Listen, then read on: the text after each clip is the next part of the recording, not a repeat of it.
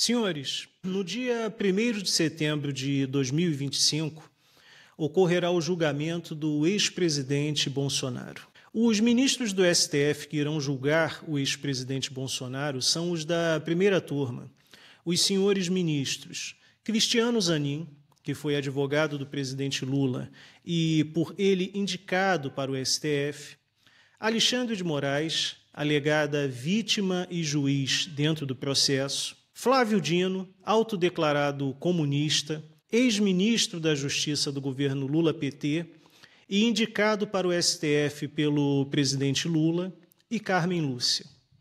Senhores, vale lembrar que o estabelecimento definitivo do protagonismo do ministro senhor Alexandre de Moraes no cenário político-judiciário brasileiro se estabelece com o julgamento da ação direta de inconstitucionalidade número 7.612, no dia 25 de outubro de 2022. Com os votos dos ministros senhores Edson Fachin, Luiz Roberto Barroso, Gilmar Mendes, Dias Toffoli, Ricardo Lewandowski, Alexandre de Moraes, Carmen Lúcia e Luiz Fux, deu-se ao ministro senhor Alexandre de Moraes o poder de remover, por vontade própria, conteúdos da internet, suspender perfis e bloquear acessos públicos a plataformas digitais.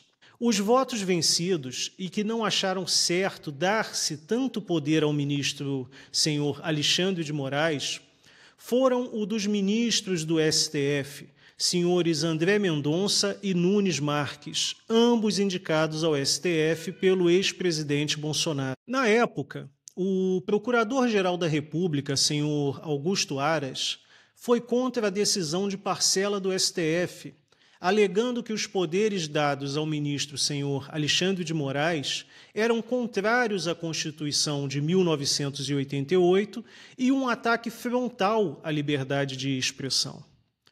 Porém, prevaleceu o poder dos hermeneutas ante a inércia do Senado e da Câmara dos Deputados, que abriu mão de suas prerrogativas em 2021, quando permitiu a prisão do deputado federal Daniel Silveira ante a mudança conceitual do que seriam as dependências do STF e do que seria a prisão em flagrante. Este é o cenário, a fotografia histórica, onde o ex-presidente Bolsonaro será julgado.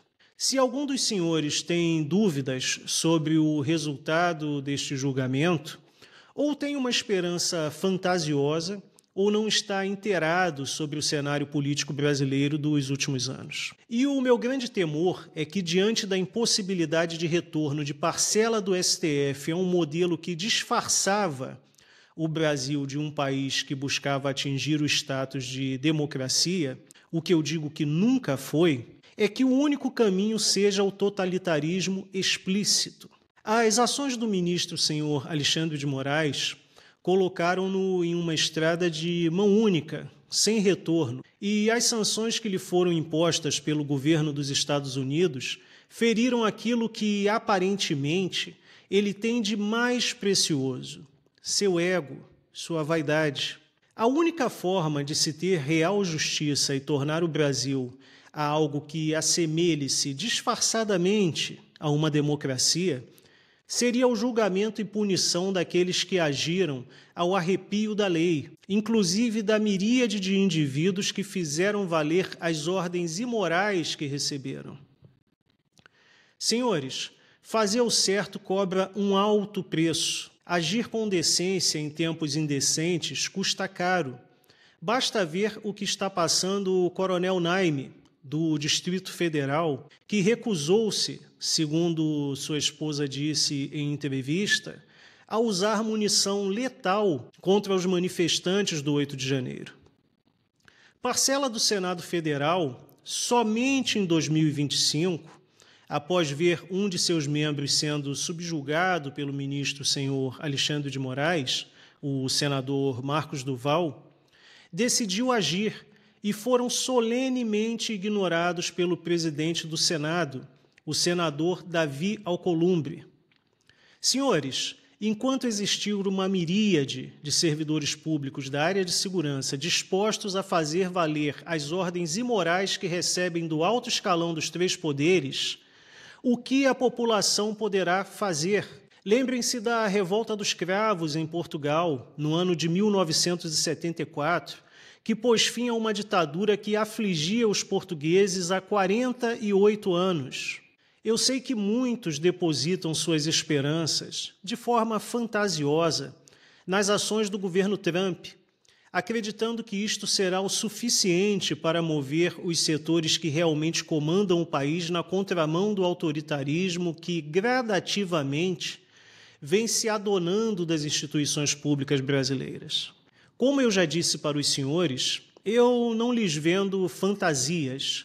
Falo da realidade objetiva, por pior que ela seja. E o jogo político entre o governo Trump e o regime brasileiro é desfavorável para o governo Trump, que é limitado temporalmente pelo período de governo de 4 anos, enquanto a estadia dos ministros do STF no poder só é de fato limitada por suas respectivas vontades de lá permanecerem.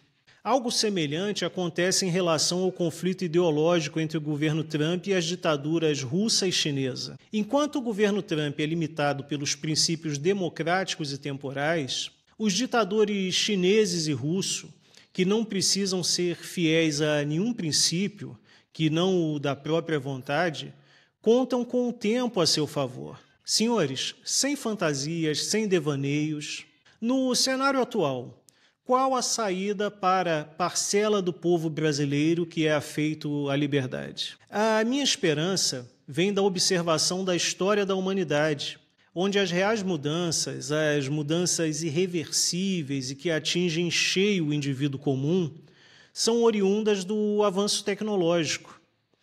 E, atualmente, a internet, as redes sociais, o avanço da inteligência artificial são as verdadeiras causas da exposição, da ineficiência do Estado e do desespero que tem tomado conta dos burocratas, da velha mídia, dos donos de partidos políticos.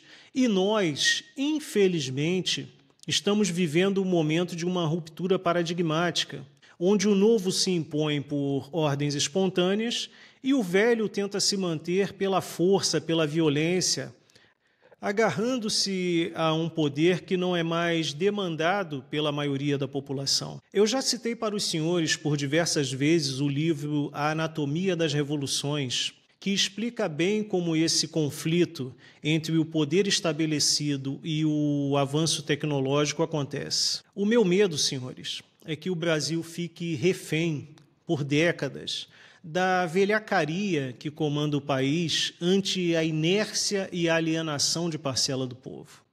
Se der, pesquisem a regra 80-20, também chamada de princípio de Pareto, e entenderão quais são os reais limitadores da ascensão do Brasil enquanto nação. Um grande abraço a todos, fiquem com Deus e muito obrigado por terem assistido ao vídeo.